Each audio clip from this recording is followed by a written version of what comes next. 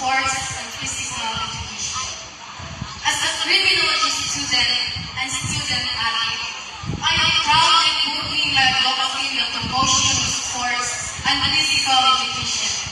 This advocacy is deeply rooted in my love of sports, and that is volleyball.